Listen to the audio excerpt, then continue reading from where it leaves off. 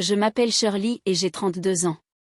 Après 10 années de travail acharné dans le marketing, j'ai enfin réalisé mon plus grand rêve, acheter ma propre maison. J'ai passé des semaines à préparer la pendaison de crémaillère parfaite, envoyant des invitations à tout le monde, surtout à ma famille. Le grand jour est arrivé, les invités sont venus, sauf un groupe. Ma famille entière. Plus tard, j'ai découvert qu'ils avaient tous préféré aller admirer la nouvelle voiture de ma sœur Ashley. Quand j'ai rallumé les lumières du salon vide après le départ des derniers invités, mon téléphone a sonné. C'était mon père. Sa voix était glaciale, « Il faut qu'on parle, maintenant. » Je me souviens encore du vide que j'ai ressenti cette nuit-là. Si toi aussi tu as déjà été abandonné par ta famille, laisse un commentaire et dis-moi d'où tu regardes. N'oublie pas de t'abonner pour savoir ce qui s'est passé ensuite et comment j'ai enfin appris à me défendre. En grandissant, j'étais l'aîné de 3 enfants, et je sentais constamment le poids des attentes sur mes épaules. Mes parents, Thomas et Margaret Peterson, nous ont élevés dans une maison modeste en banlieue du Minnesota. Dès mon plus jeune âge, ils ont été clairs, en tant que première-née, je devais montrer l'exemple à mes cadets, Ashley, aujourd'hui âgée de 28 ans, et Dylan, 24 ans. Notre dynamique familiale était compliquée depuis le début.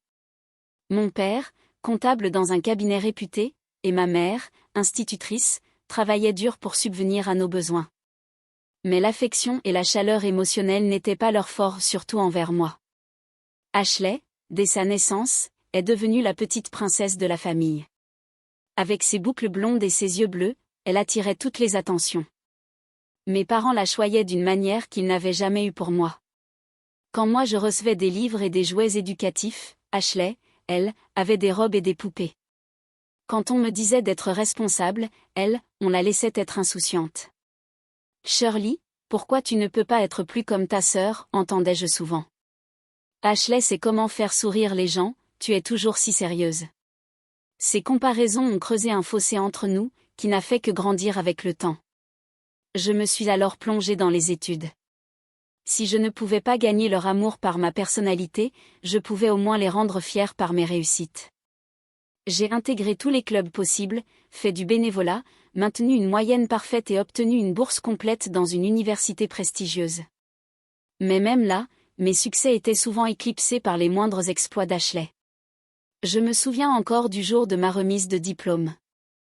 Après 4 années de travail acharné, j'ai été diplômée summa cum laude, avec une double spécialisation en commerce et communication.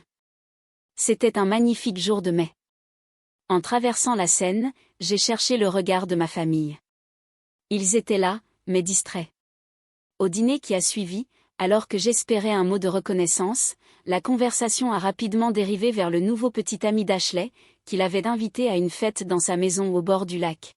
« Tu te rends compte, Ashley a été invitée chez les Anderson », s'est exclamée ma mère. C'est une des familles les plus riches du coin.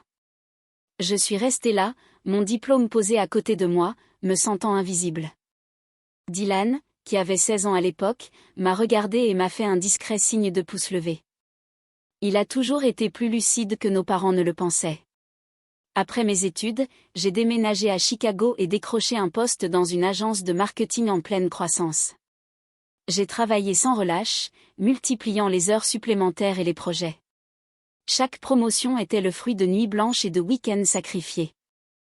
Je vivais modestement, partageant un appartement avec 2 colocataires, et j'économisais chaque centime pour un seul but, devenir propriétaire. Pour ma famille, mes choix de carrière étaient incompréhensibles. Pourquoi le marketing, me demandait mon père à chaque visite. Avec tes notes, tu aurais pu faire du droit. Pendant ce temps, Ashley avait abandonné ses études après 2 semestres, mais avait trouvé un emploi dans une boutique grâce à une amie de maman. Et ça, c'était considéré comme une preuve d'intelligence et de réseau, ******** Pendant ces 10 années passées à Chicago, j'ai construit ma propre vie. J'ai noué des amitiés sincères, avec des personnes qui m'appréciaient pour ce que j'étais, et non pour ce qu'elles voulaient que je sois. J'ai trouvé des mentors qui ont reconnu mon potentiel et m'ont poussé à grandir. J'ai même eu quelques relations amoureuses, sans que rien de sérieux ne se développe, en grande partie parce que j'étais trop concentrée sur ma carrière et mes économies. Le rêve de posséder ma propre maison est devenu pour moi un symbole plus profond, stabilité, réussite et création d'un lieu où je pourrais enfin m'épanouir sans condition. Un endroit où je n'aurais pas à me battre pour attirer l'attention ou obtenir l'approbation, un sanctuaire entièrement mien. À 32 ans, lorsque j'ai enfin atteint mon objectif d'épargne, j'ai ressenti une fierté que je n'avais jamais connue auparavant. C'était quelque chose que j'avais accompli entièrement seul, sans aide ni raccourci. J'étais prête à trouver la maison qui deviendrait mon foyer. La recherche a commencé au début du printemps. J'ai passé d'innombrables week-ends avec mon agent immobilier, Judith, à visiter des maisons dans différents quartiers de Chicago. J'avais une idée précise en tête, une maison de style artisan, avec du caractère, un petit jardin pour jardiner, une cuisine spacieuse pour cuisiner correctement, et, surtout, une véranda où je pourrais m'asseoir le soir avec un verre de vin, à regarder le monde passer. Après 3 mois de recherche, je l'ai trouvé. Un bungalow des années 1920, de style artisan, dans un quartier charmant bordé de chênes centenaires. La maison avait besoin de travaux, la cuisine était vieillotte, les parquets abîmés, la salle de bain dépassée. Mais la structure était solide, au plafond avec moulure d'origine, bibliothèques encastrées de part et d'autre de la cheminée en briques, et ses fenêtres typiques du style artisan qui laissaient entrer la lumière dorée du soleil. Dès que j'ai franchi la porte, j'ai su que c'était elle. Je voyais déjà où placer mes meubles, les couleurs de chaque pièce, les dîners que j'y organiserais. Ce soir-là, j'ai fait une offre légèrement inférieure au prix demandé, et après une courte négociation, elle a été acceptée. La procédure d'achat a été un tourbillon de paperasse, d'inspection et d'anxiété. J'ai parfois craint qu'un problème de financement ou une découverte lors de l'inspection fasse échouer la vente. Mais enfin, un mardi chaud de juillet, je me suis retrouvée à signer document après document jusqu'à ce que mon poignet me fasse mal. Lorsque l'agent du vendeur m'a remis les clés, je les ai serrées si fort qu'elles ont laissé des empreintes sur ma paume. « Félicitations, Shirley », m'a dit Judith en m'embrassant. « Tu es officiellement propriétaire. » J'ai pris la route directement vers ma nouvelle maison et suis restée sur le chemin, à la contempler. Les volets verts, les marches de pierre menant à la véranda, la lumière du soleil filtrant à travers les branches des arbres. Les mains tremblantes, j'ai déverrouillé la porte et suis entrée. La maison était vide, mes pas résonnaient sur le parquet, mais elle était déjà pleine de possibilités. Cette nuit-là, j'ai dormi sur un matelas gonflable dans ce qui allait devenir ma chambre, trop excitée pour attendre ne serait-ce qu'un jour de plus avant d'emménager. Le lendemain, j'ai commencé à transformer cette maison vide en véritable foyer. Pendant 2 mois, j'ai mis tout mon cœur et mon énergie dans les rénovations. J'ai pris 2 semaines de congé pour peindre chaque pièce moi-même, choisissant des couleurs qui m'apaisaient et me donnaient de l'énergie, un vert sauge doux pour le salon, un terracotta chaleureux pour la salle à manger et un bleu-gris serein pour ma chambre. J'ai rénové les parquets, un travail éreintant qui m'a laissé courbaturer plusieurs jours, mais qui faisait ressortir le magnifique veinage naturel du chêne. La cuisine a été mon plus gros projet. J'ai économisé en conservant les meubles d'origine, mais je les ai repeints en blanc éclatant, changé la quincaillerie, installé de nouveaux plans de travail, un évier de style ferme et des appareils modernes. J'ai fait appel à un plombier et à un électricien professionnel pour les travaux essentiels, mais j'ai tout le reste fait moi-même, suivant d'innombrables tutoriels sur YouTube et multipliant les allers-retours au magasin de bricolage chaque week-end. À l'approche de septembre, la maison était enfin prête, *************** chaque pièce reflétait ma personnalité et mes goûts. Les étagères étaient remplies de mes romans préférés et de souvenirs de voyage. Les meubles, disposés pour favoriser la conversation, côtoyaient des plantes qui donnaient vie au coin de la maison, tandis que des œuvres d'art choisies avec soin inspiraient et apportaient du réconfort. C'était le premier espace qui m'appartenait vraiment, créé par ma vision et mon travail acharné. La pendaison de crémaillère semblait être le moyen parfait de célébrer cette étape.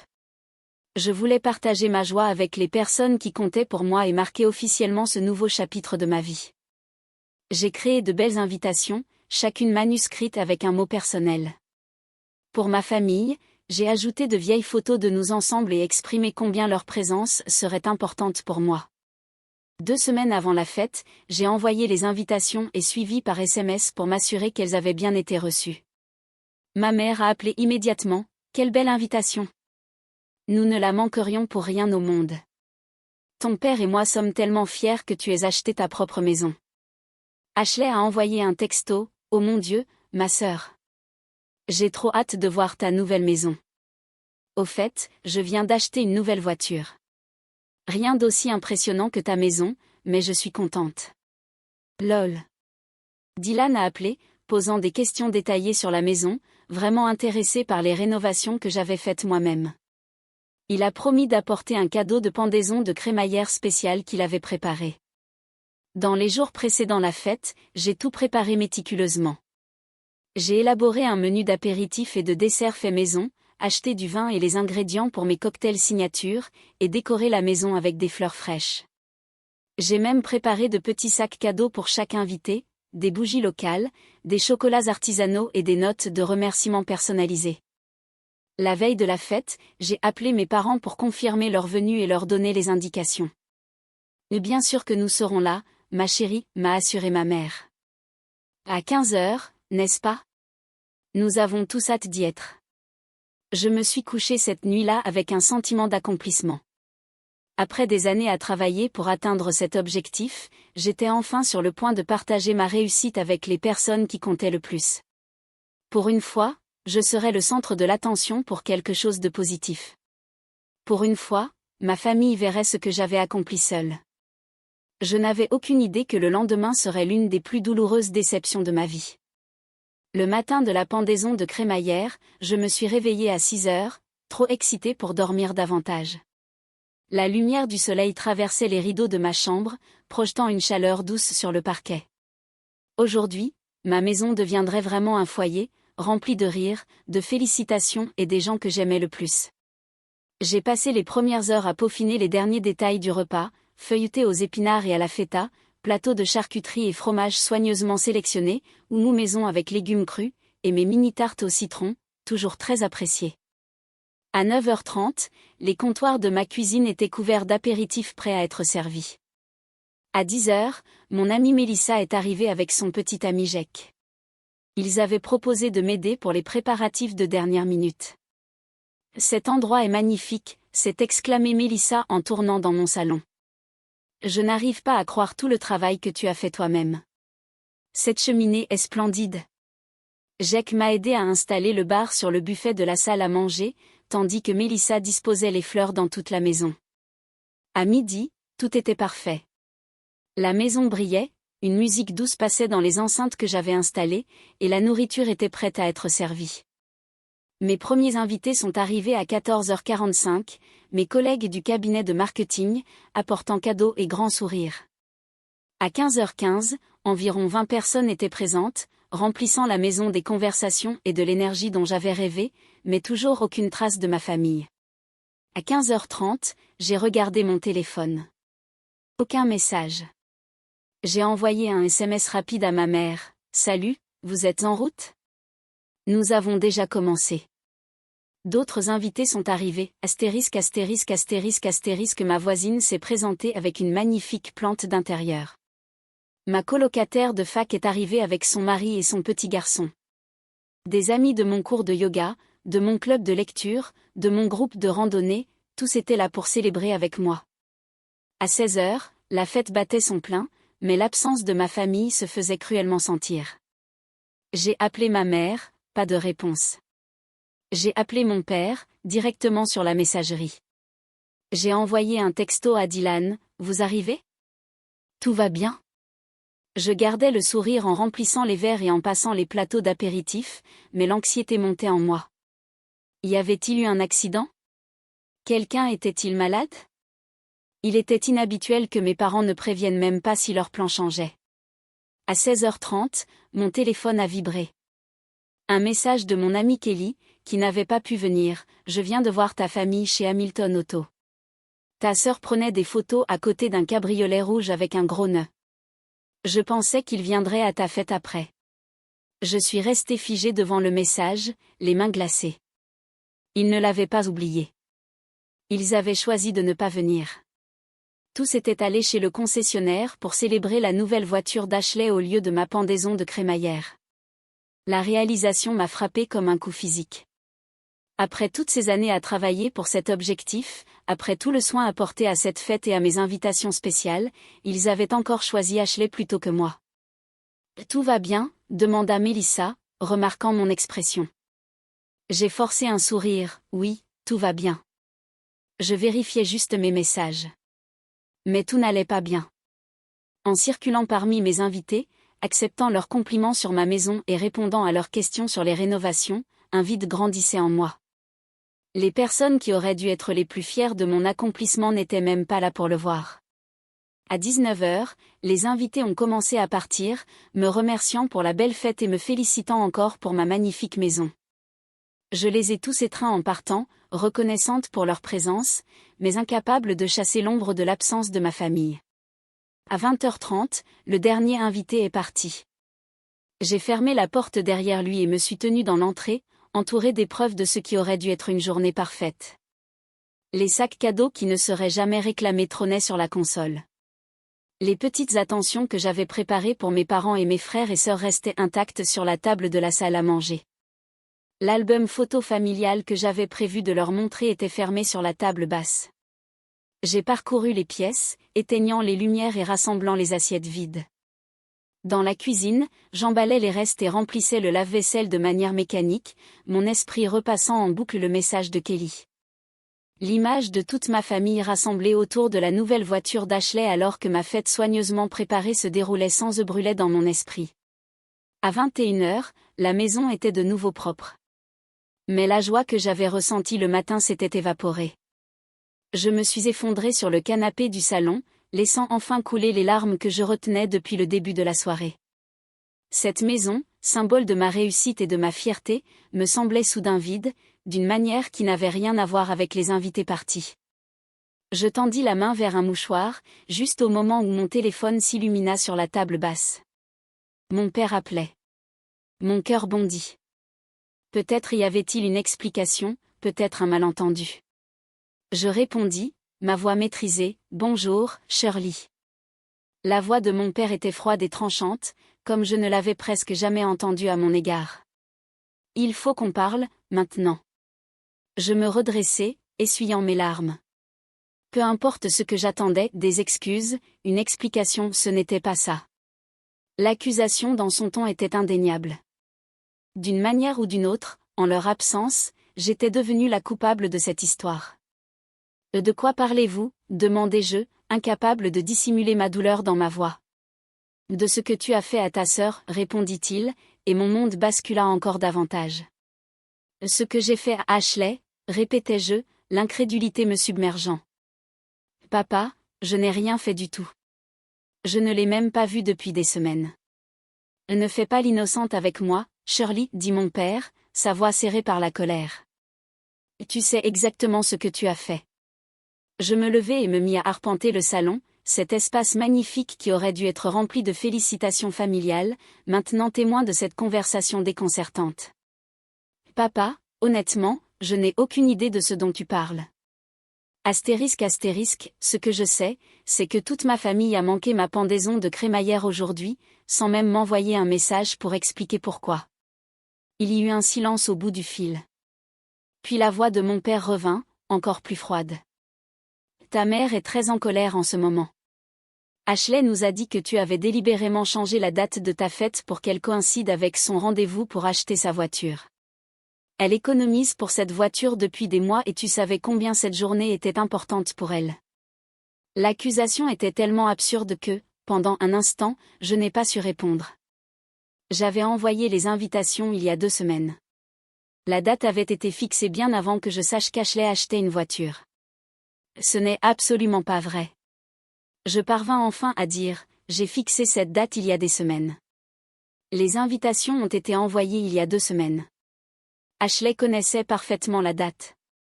Elle nous a montré le message que tu lui as envoyé hier, changeant l'heure de 18h à 15h. Sachant qu'elle avait son rendez-vous à 15h chez le concessionnaire, répliqua mon père. Pourquoi as-tu fait ça, Shirley? Es-tu si jalouse de ta sœur que tu devais gâcher sa journée spéciale?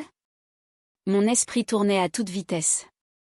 J'avais envoyé un texto à Ashley hier, mais seulement pour confirmer qu'elle venait, pas pour changer l'heure. L'invitation avait toujours indiqué 15h. Papa, ce n'est pas ce qui s'est passé. Je n'ai jamais changé l'heure.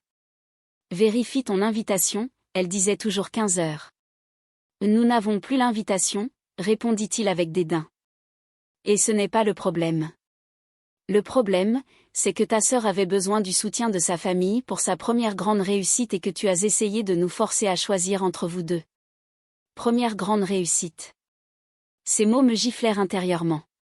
Et mes diplômes universitaires? Mes promotions? Cette maison que j'avais économisé 10 ans pour acheter? Aucun de ces accomplissements ne comptait à ses yeux. Mon invitation disait 15 heures dès le départ, répétai-je, luttant pour garder ma voix stable. Et même s'il y avait eu confusion sur l'heure, pourquoi aucun de vous ne m'a appelé? Pourquoi n'êtes-vous pas venu du tout? Parce que ta mère et moi avons décidé que nous devions soutenir Ashley. Elle pleurait en pensant que tu essayais encore de lui voler la vedette. Encore une fois, comme si j'avais déjà essayé de lui voler la vedette alors que toute ma vie avait été passée dans son ombre. Papa, j'ai acheté cette maison avec mon argent.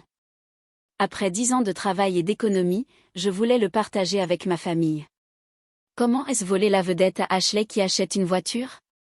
Ce n'est pas une question de maison ou de voiture, Shirley. C'est ton attitude.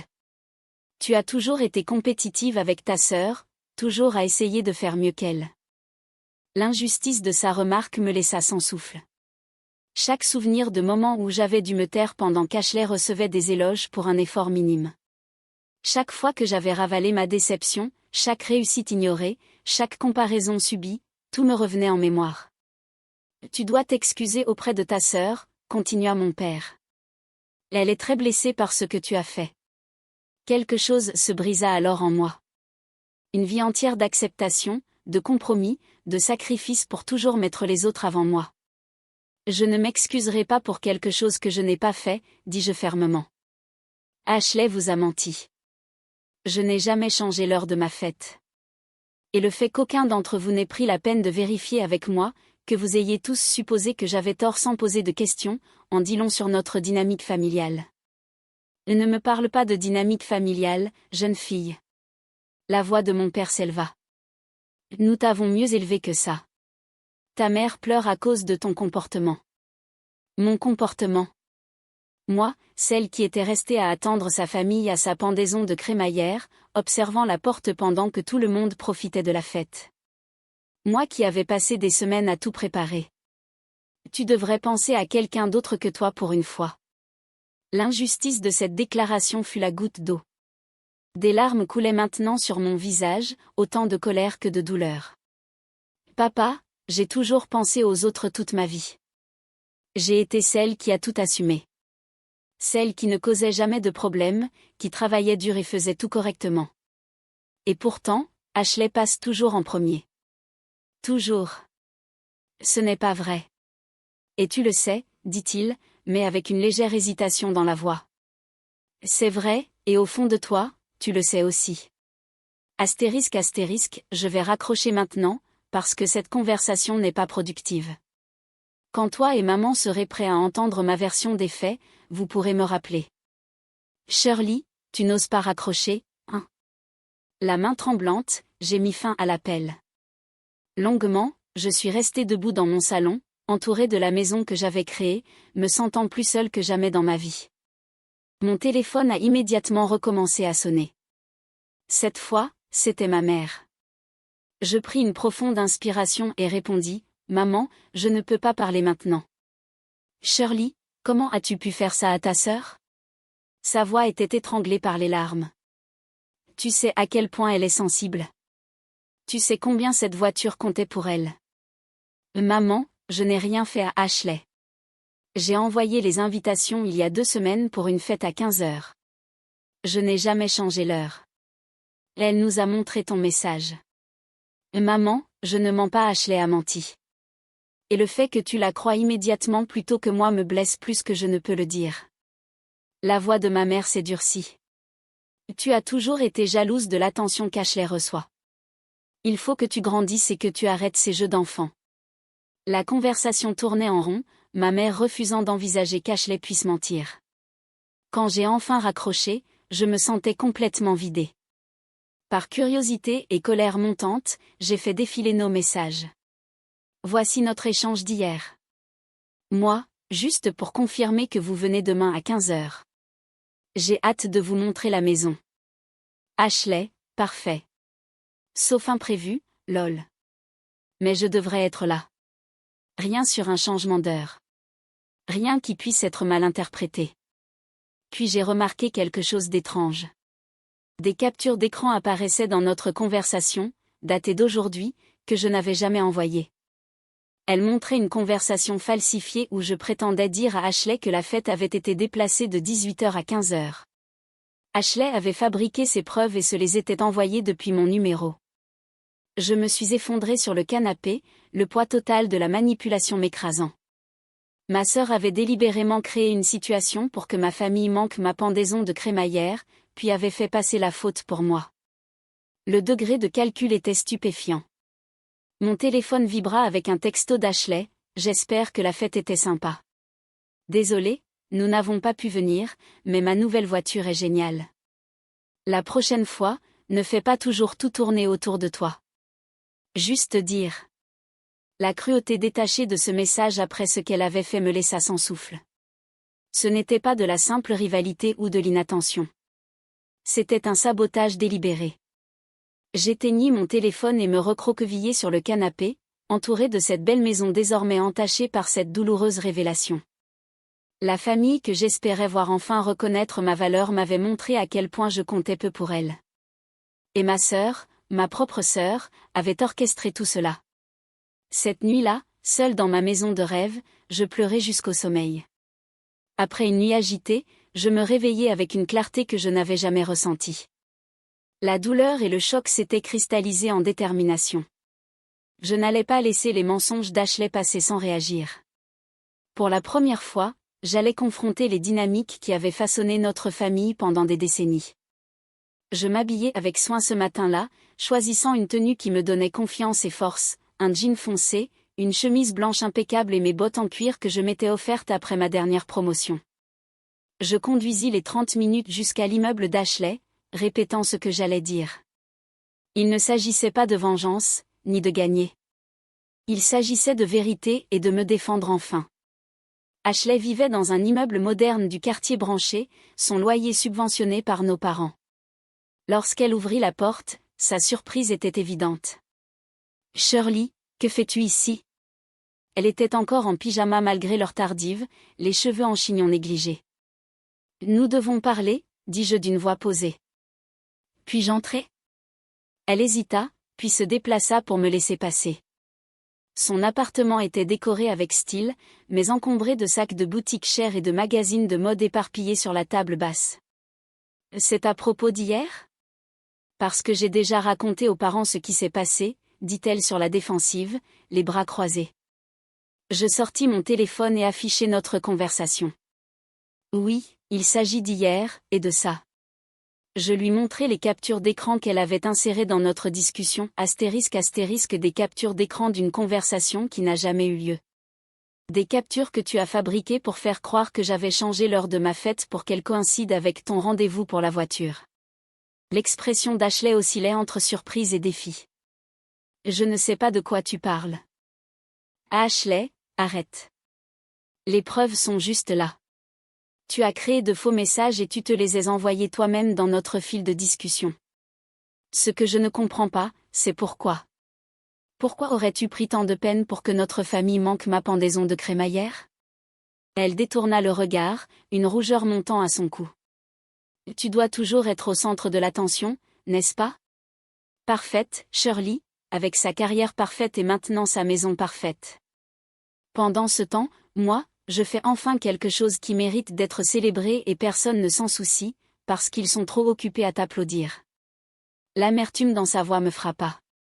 C'est vraiment comme ça que tu me vois ? Comme quelqu'un qui vole la vedette ? Ashley, toute ma vie, je suis restée dans l'ombre pendant que tu recevais éloge et attention pour chaque petite chose. C'est un mensonge, explosa-t-elle.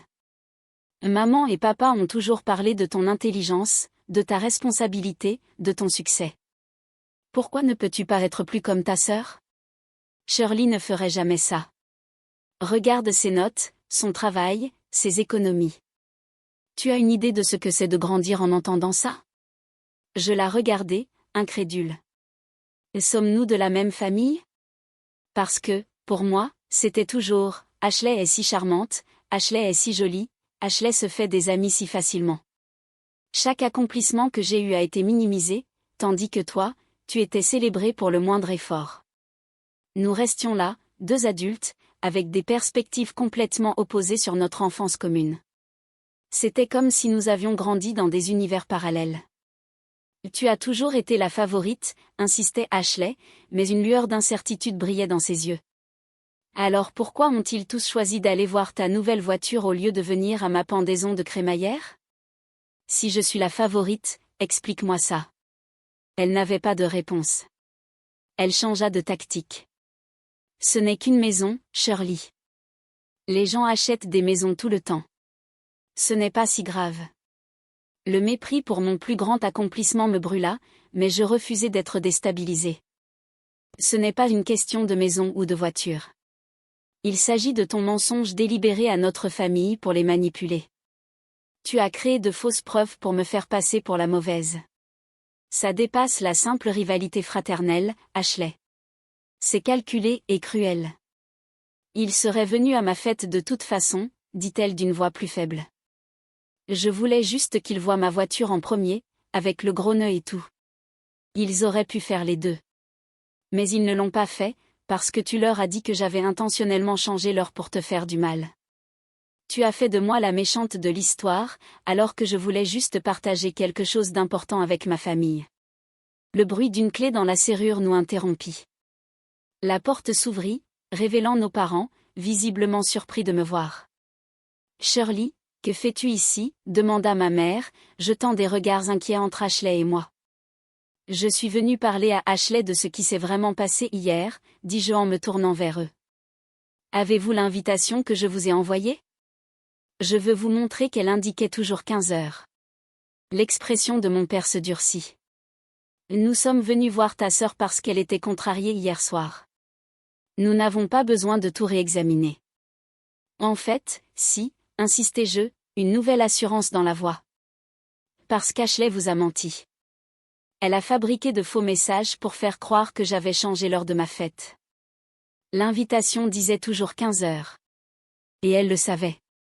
Shirley, ça suffit, coupa ma mère. Arrête de vouloir accuser ta sœur. Je tendis mon téléphone, leur montrant la conversation avec les captures d'écran manifestement insérées. Voici notre véritable échange. Ashley a ajouté ses captures elle-même.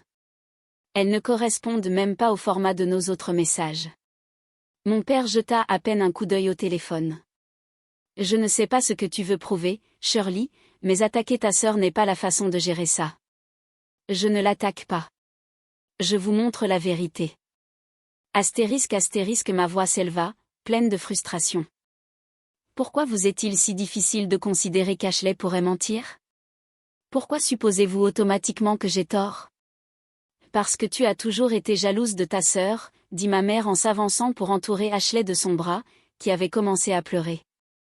Depuis qu'elle est petite, tu as toujours ressenti de la rancune pour l'attention qu'elle reçoit.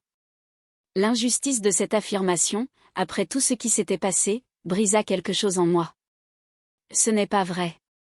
Cela n'a jamais été vrai. J'ai passé ma vie entière à essayer de vous rendre fiers, à travailler plus dur que quiconque pour accomplir ce que j'ai accompli. Et pourtant, rien de ce que je fais ne suffit jamais pour que vous me voyiez vraiment. Nous te voyons très bien, Shirley, dit froidement mon père. Nous voyons quelqu'un qui ne peut pas être heureux pour les réussites de sa sœur sans que cela ne tourne toujours autour d'elle. Ces paroles me firent rire, amèrement. Ces réussites.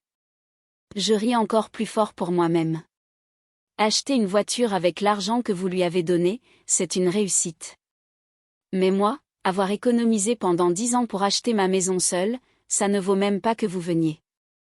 Ce n'est pas une question de voiture ou de maison, dit mon père, reprenant mes mots adressés à Ashley plus tôt. C'est une question d'attitude. Mon attitude, criai-je presque. Mon attitude a toujours été de travailler dur, de ne jamais me plaindre et de soutenir cette famille, même quand vous me négligez constamment au profit d'Ashley. Et j'en ai assez. J'en ai assez d'être la seule à voir cette dynamique telle qu'elle est. Ashley pleurait maintenant complètement, la tête enfouie dans l'épaule de notre mère. La vue familière de mes parents la réconfortant pendant que je restais seule m'envoya une vague de douleur. « Je pense que tu devrais partir, » dit mon père, sa voix ne laissant aucune place à la discussion. « Ta sœur est déjà assez contrariée sans que tu fasses des accusations extravagantes. » « Ce ne sont pas des accusations extravagantes, » dis-je doucement, ma colère laissant place à une profonde tristesse. « Ce sont la vérité. Et le fait qu'aucun de vous ne puisse même envisager cette possibilité me dit tout ce que je dois savoir sur ma place dans cette famille. » Je marchai vers la porte, ma main sur la poignée. Pour mémoire, l'invitation a toujours indiqué 15 heures. Je n'ai jamais changé l'heure. Je voulais que vous soyez tous là, parce que malgré tout, vous êtes ma famille et je pensais que ma première maison valait la peine d'être célébrée ensemble. Je suppose que je me suis trompée. En quittant l'appartement, j'entendis ma mère réconforter Ashley. « Ce n'est rien, ma chérie. Shirley a toujours eu le goût du drame. » Je conduisis jusqu'à ma maison dans un état de sidération sourde. La confrontation avait été encore pire que je ne l'avais imaginé. Non seulement ils avaient refusé de me croire, mais ils avaient renforcé la dynamique que j'essayais de contester. À leurs yeux, je serais toujours le problème, la sœur jalouse, celle qui a l'attitude. En arrivant devant mon chez-moi, ma magnifique maison pour laquelle j'avais tant travaillé, je pris une décision. Je ne pouvais pas changer ma famille ni les obliger à voir la vérité qu'ils refusaient. Mais je pouvais changer le pouvoir qu'ils avaient sur mon bonheur. À partir d'aujourd'hui, je construirais une vie qui ne dépendrait plus de leur approbation ou de leur reconnaissance. À partir d'aujourd'hui, je définirais ma propre valeur. Les 3 mois suivants passèrent sans un mot de ma famille. Aucun appel, aucun message, aucun courriel. Après la confrontation chez Ashley, c'était comme si un accord tacite avait été pris pour couper les contacts. Au début, ce silence était douloureux, un rappel constant du rejet qui me suivait partout. Mais peu à peu, quelque chose d'inattendu se produisit, je respirais plus librement. Sans le poids des attentes et des jugements familiaux, sans la lutte constante pour une reconnaissance qui ne viendrait jamais, je retrouvais l'espace pour redécouvrir qui j'étais, en dehors des dynamiques familiales qui m'avaient défini si longtemps. Je me lançai corps et âme dans le fait de rendre ma maison véritablement mienne. Je plantai un jardin dans le jardin arrière, c'était quelque chose que j'avais toujours voulu faire, mais que je n'avais jamais eu l'occasion de réaliser durant mes années en appartement. Chaque week-end, je passais des heures les mains dans la terre, plantant fleurs et légumes, apprenant par essai et erreur. Il y avait quelque chose de profondément apaisant à nourrir la vie et à la voir grandir. À l'intérieur, je poursuivais de petits projets d'amélioration. J'installais des étagères dans la chambre d'amis, créant la bibliothèque dont j'avais rêvé depuis l'enfance. Je rénovais un vieux bureau trouvé lors d'une vente de succession, le transformant en un espace de travail magnifique devant la fenêtre, d'où je pouvais observer le quartier en travaillant. Mais les changements les plus significatifs se produisaient en moi, sans le bruit constant des drames et des déceptions familiales. Je commençais à entendre ma propre voix plus clairement. Que voulais-je vraiment ? Qu'est-ce qui me rendait heureuse ? Qui étais-je lorsque je ne cherchais pas à prouver ma valeur à des personnes incapables de la voir ? Les amis qui étaient venus à ma pendaison de crémaillère devinrent une partie essentielle de ce cheminement. Ils étaient la famille que j'avais choisie, des personnes qui m'appréciaient pour ce que j'étais vraiment. Mélissa et moi avons instauré un dîner hebdomadaire en alternant nos maisons pour cuisiner l'une pour l'autre. Mon collègue James m'invita à rejoindre son groupe de jardinage communautaire. Ma voisine Samantha me présenta à son club de lecture. Un mardi soir pluvieux, j'assistais à ma première réunion d'un groupe de soutien pour personnes ayant des relations familiales difficiles. J'étais hésitante, incertaine que ma situation mérite une telle démarche. Mais dès que je m'assis dans ce cercle d'inconnus, je ressentis une reconnaissance à la fois douloureuse et profondément réconfortante. J'ai toujours pensé être seule dans ce cas, dit une femme nommée Jessica lors de sa présentation. Je croyais être la seule dont la famille la rendait invisible. Ces mots résonnèrent profondément en moi et des larmes me montèrent aux yeux. Au fur et à mesure que les autres racontaient leurs expériences de parents narcissiques, de frères et sœurs, enfants chéris, d'années de manipulation émotionnelle et de gaslighting, je commençais à voir mon propre vécu reflété dans le leur. Ce qui m'était arrivé n'était pas unique et avait un nom, bouc émissaire, favoritisme, négligence émotionnelle. Jessica et moi nous liâmes immédiatement. Elle avait 36 ans, 4 de plus que moi, et était en rupture avec sa famille depuis presque 5 ans. Autour d'un café après la réunion, elle me raconta son parcours. La partie la plus difficile, me dit-elle, les yeux bienveillants mais déterminés, a été d'accepter qu'il ne changerait peut-être jamais. Pendant des années, j'avais cru qu'en expliquant mieux, en trouvant les mots justes, il comprendrait enfin et que tout changerait. Il me fallut des années de thérapie pour réaliser qu'ils ne voulaient pas comprendre parce que leur version de la réalité leur convenait parfaitement. Jessica devint à la fois amie et mentor dans les semaines suivantes. Elle me recommanda des livres pour comprendre les systèmes familiaux et les patterns générationnels. Elle m'écoutait sans jugement lorsque je passais de la colère au chagrin. Et surtout, elle me montra par son exemple qu'il était possible de construire une vie épanouissante sans la validation que j'avais tant cherchée. Sur sa suggestion, je commençai à voir une thérapeute, le docteur Nathalie Rivera. Lors de notre première séance, je lui racontai l'histoire de ma pendaison de crémaillère et ses conséquences, m'attendant à ce qu'elle soit choquée par le comportement de ma famille. Au lieu de cela, elle hocha la tête avec compréhension. Ce que vous décrivez est un système familial classique avec des rôles rigides, expliqua-t-elle. Votre sœur est ce que nous appelons l'enfant chéri, et vous avez été placé dans le rôle du bouc émissaire. Ces rôles ont souvent très peu à voir avec ce que vous êtes réellement et beaucoup à voir avec les problèmes et besoins non résolus de vos parents. Au fil des semaines suivantes, le docteur Rivera m'aida à défaire une vie entière d'interactions qui avaient façonné ma perception de moi-même. Je commençais à comprendre comment j'avais intériorisé le message selon lequel je n'étais valable que pour ce que j'accomplissais, et que l'amour dépendait de la performance. J'ai réalisé combien de ma vie avait été consacrée à chercher une approbation qui m'était stratégiquement refusée. La chose la plus difficile à accepter, me dit le docteur Rivera lors d'une séance particulièrement éprouvante, c'est que vous ne pouvez pas faire donner aux autres ce qu'ils n'ont pas à donner. Vos parents, pour une raison ou une autre, ne sont pas capables de vous voir clairement ou de vous aimer inconditionnellement. Cela ne reflète pas votre valeur. C'est une limitation en eux. Ces mots furent un tournant pour moi. J'avais passé 32 ans à tenter de mériter un amour qui aurait dû m'être offert librement. Je m'étais contorsionnée pour devenir la fille, l'étudiante, l'employée, la sœur parfaite, toujours responsable, jamais exigeante, accomplissant sans cesse dans l'espoir qu'un jour, cela suffirait. Mais cela n'avait jamais été suffisant, et ne le serait jamais, car le problème n'était pas en moi. À mesure que cette prise de conscience s'enracinait, je commençais à changer, de façon subtile mais profonde. Je disais non aux choses que je ne voulais pas faire. J'achetais des vêtements aux couleurs que j'aimais plutôt que des vêtements pratiques. Je suivais un cours de poterie simplement parce que cela me semblait amusant, sans me soucier de mes talents. Au travail, je postulais pour un poste de directrice créative que j'aurais auparavant jugé hors de portée. À ma grande surprise, je l'obtins. Ce nouveau rôle me permit de montrer des compétences que j'avais toujours minimisées, ma créativité, ma capacité à inspirer une équipe, ma compréhension intuitive de ce qui toucherait le public. Tu sembles différente, commenta ma collègue Maria après une présentation où j'avais défendu avec assurance un concept de campagne audacieux. Je ne sais pas, tu as l'air de vraiment occuper ton espace. Je commençais à reconnaître ma propre valeur en dehors de la définition étroite que ma famille en avait. Et à mesure que je le faisais, les autres le voyaient aussi. 6 semaines après notre arrangement, je reçus un texto d'un numéro inconnu, et Isis, c'est Dylan. Nouveau téléphone. On peut se parler? Pas de trucs familiaux, juste savoir comment tu vas. Mon frère cadet avait toujours été le plus discret de la famille, souvent perdu dans la dynamique entre Ashley et moi. Nous n'avions jamais été particulièrement proches, mais il y avait toujours eu une compréhension tacite entre nous. J'acceptai de le rencontrer pour un café le samedi suivant. Dylan paraissait plus âgé que ses 24 ans.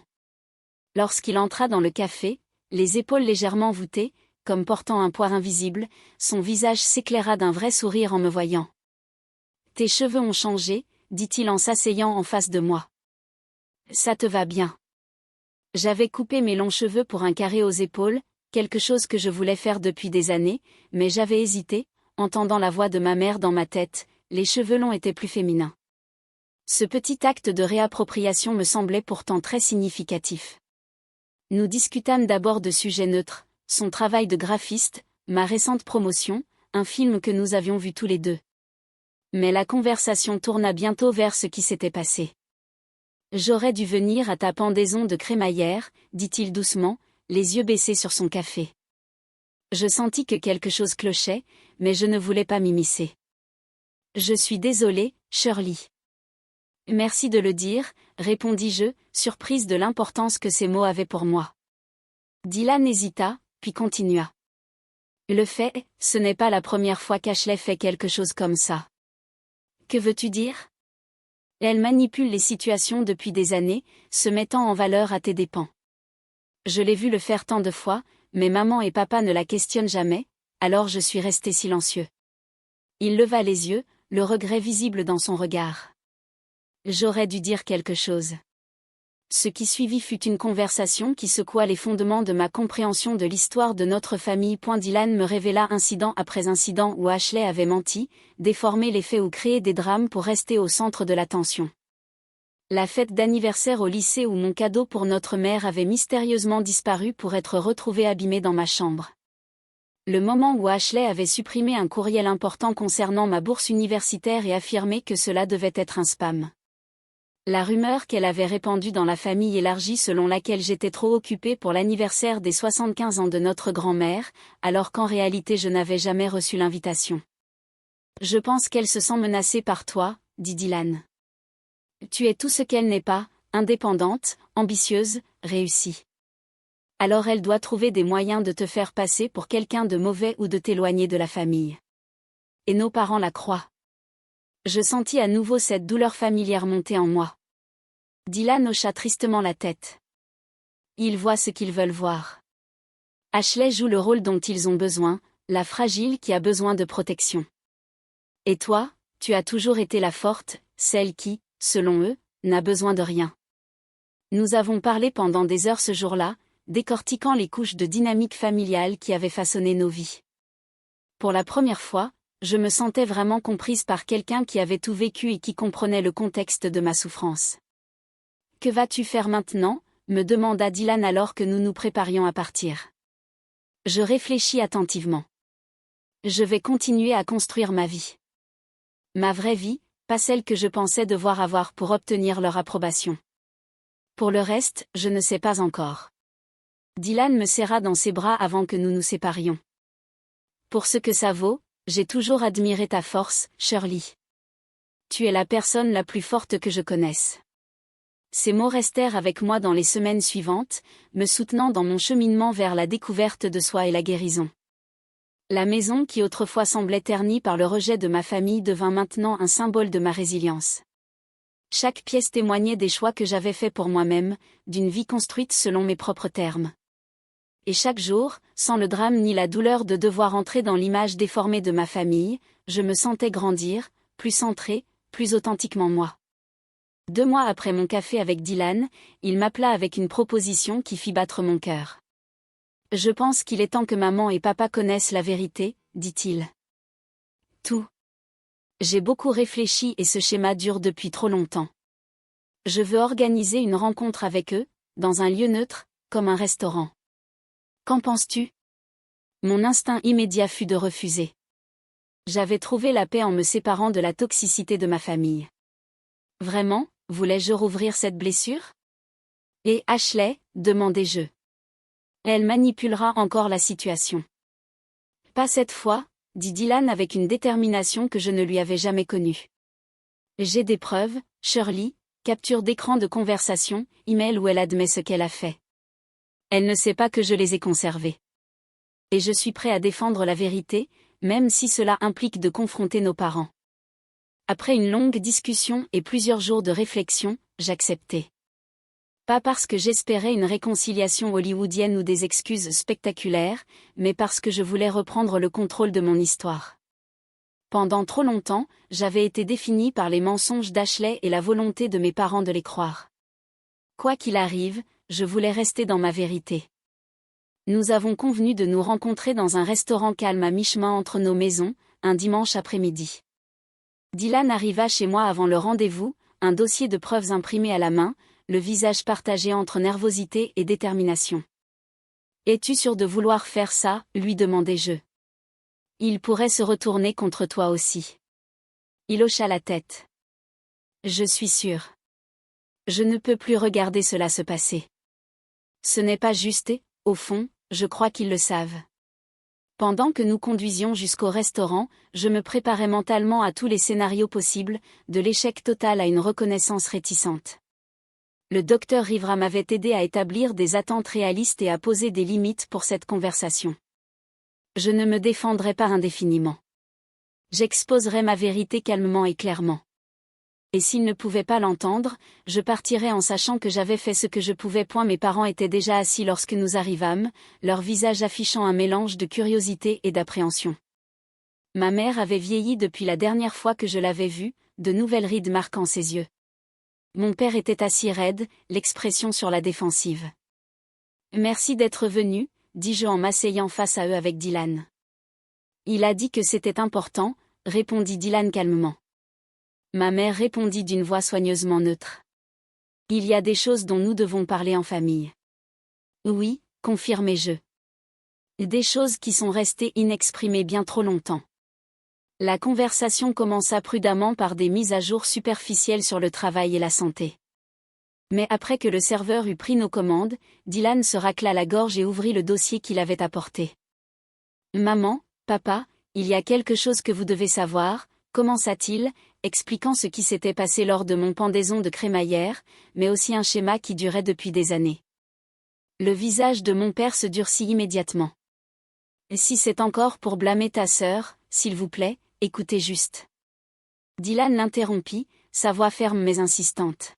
« J'ai des preuves de ce qui s'est réellement passé. » Il étala les preuves méthodiquement, capture d'écran de l'invitation originale, montrant clairement l'heure de 15 heures, les messages fabriqués par Ashley, et surtout, une série de textos entre lui et Ashley où elle se vantait d'avoir veillé à ce que je connaisse ma place. Les expressions de mes parents changèrent au fur et à mesure qu'ils examinaient les preuves, passant du scepticisme à la confusion, puis à la prise de conscience inconfortable. « Cela ne peut pas être vrai, » dit ma mère faiblement. « Ashley ne ferait pas ça. »« Et si, » dit doucement Dylan. « Et ce n'est pas la première fois. » Il continua à révéler d'autres incidents de notre enfance et de notre jeune âge adulte où Ashley m'avait délibérément saboté ou avait retourné des membres de la famille contre moi. Pour chaque exemple, il fournissait des preuves corroborantes, emails sauvegardés, messages textes, photos avec des horodatages révélateurs. Mon père resta silencieux, abasourdi, son visage devenant de plus en plus pâle. Ma mère commença à pleurer doucement. « Pourquoi nous montrez-vous tout cela ?» demanda-t-elle enfin. « Que voulez-vous de nous ? » ?»« Nous voulons que vous voyiez la vérité, » dis-je en retrouvant ma voix. Pendant des années, j'ai été présentée comme la méchante dans une histoire que je n'ai jamais écrite. On m'a fait sentir que je n'étais pas digne du même amour et de la même attention qu'Ashley recevait automatiquement. Tout ce que j'ai toujours voulu, c'était être vue pour qui je suis vraiment, et non pour ce qu'Ashley vous disait que j'étais. Mon père leva les yeux et croisa mon regard, peut-être pour la première fois depuis des années. « Shirley, je ne sais pas quoi dire si ce que Dylan nous montre est vrai. »« C'est vrai, » dis-je fermement. « Et je pense qu'au fond, vous avez toujours su que quelque chose n'allait pas. Mais il était plus facile de suivre la version de la réalité qu'Ashley vous présentait que de la remettre en question. » Un silence pesant s'abattit sur la table, seulement interrompu par les bruits ambiants du restaurant autour de nous. C'était le moment de vérité. Allait-il reconnaître ce qu'il venait de voir, ou allait-il trouver un moyen de le rejeter et de préserver la mythologie familiale ?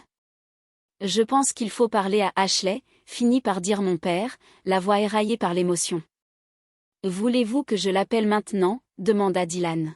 « Demande-lui de nous rejoindre », répondit mon père. Mes parents échangèrent un long regard, puis hochèrent la tête. Les 30 minutes d'attente avant l'arrivée d'Ashley furent parmi les plus tendues de ma vie. Mes parents restaient silencieux, jetant parfois un œil aux preuves apportées par Dylan. Je me concentrais sur ma respiration, me rappelant que, quoi qu'il arrive ensuite, ma valeur n'était pas dépendante de leur reconnaissance. Quand Ashley entra dans le restaurant, son sourire confiant vacilla en voyant les visages graves autour de la table.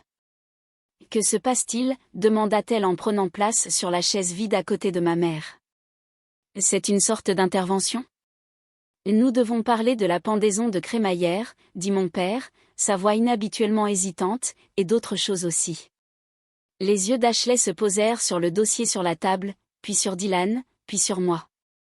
Pourquoi parle-t-on encore de ça ? Ça date de plusieurs mois.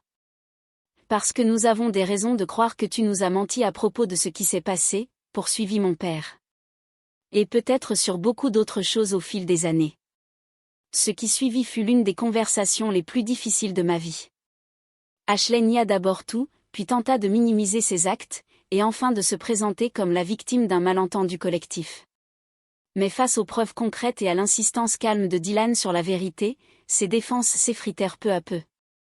Très bien, finit-elle par dire, les larmes coulant sur ses joues. C'est moi. J'ai tout fait. Content maintenant, Shirley ? Tu as enfin retourné tout le monde contre moi. Il ne s'agit pas de retourner quelqu'un contre toi, répondis-je doucement. Il s'agit que la vérité soit enfin reconnue. Tu manipules cette famille depuis des années, Ashley. Tu m'as blessé délibérément encore et encore, et j'ai besoin de comprendre pourquoi. Sa réponse, lorsqu'elle arriva, fut à la fois simple et déchirante.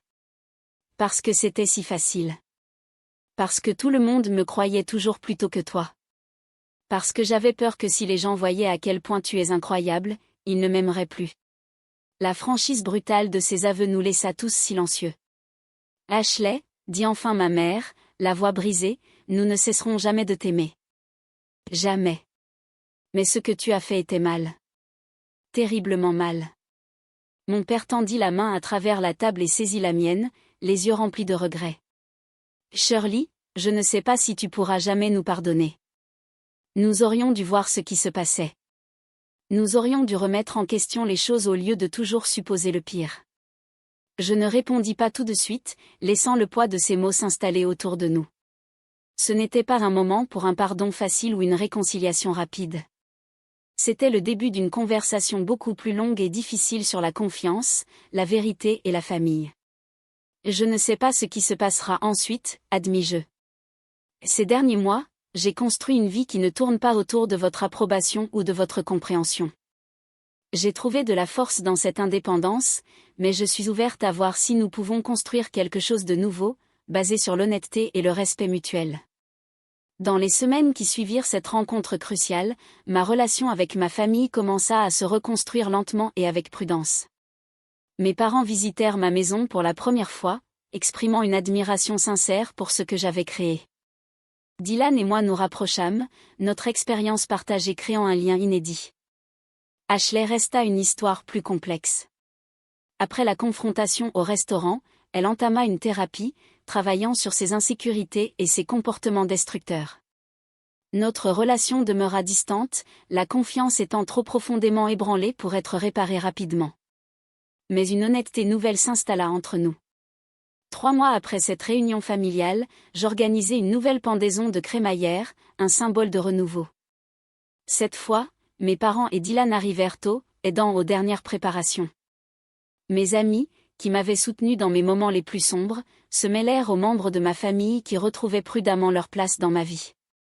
En regardant mon salon ce soir-là, voyant la combinaison de la famille choisie et de la famille biologique partagée nourriture et conversation, je ressentis un sentiment d'accomplissement qui n'avait rien à voir avec la validation externe. Ma maison était devenue ce que j'avais toujours voulu qu'elle soit, un sanctuaire de vérité et d'authenticité, un lieu où je pouvais être pleinement moi-même. Le chemin avait été douloureux, mais les leçons qu'il m'avait enseignées étaient inestimables. J'ai appris que parfois, se tenir dans sa vérité signifie se tenir seul. J'ai appris que la famille ne se résume pas au sang, mais à ceux qui vous voient clairement et vous aiment malgré tout. Et surtout, j'ai appris que ma valeur ne dépend pas de la reconnaissance des autres. Aujourd'hui, 2 ans après cette fameuse pendaison de crémaillère, ma maison est vraiment devenue un foyer. Le jardin que j'ai planté a prospéré, tout comme mon estime de moi. Ma carrière s'épanouit maintenant que je ne cherche plus l'approbation à chaque décision. Et mes relations, familiales comme amicales, reposent sur le respect mutuel et la sincérité. Parfois, Le plus beau cadeau que l'on puisse se faire est le courage de rester fidèle à sa vérité, même lorsque ceux que l'on aime le plus refusent de la voir. Parfois, la famille dont on a le plus besoin est celle que l'on construit soi-même, personne par personne, vérité par vérité, jour après jour. Avez-vous déjà dû défendre votre vérité alors que tout le monde autour de vous refusait de la voir? Comment avez-vous trouvé la force de rester vous-même face à la pression ou à la manipulation familiale? Partagez votre histoire dans les commentaires. Et si ce récit vous a touché, likez, abonnez-vous et partagez-le avec quelqu'un qui a besoin de savoir qu'il n'est pas seul dans ses luttes familiales. Merci d'avoir écouté mon parcours. Et rappelez-vous, votre valeur ne dépend pas de la reconnaissance des autres.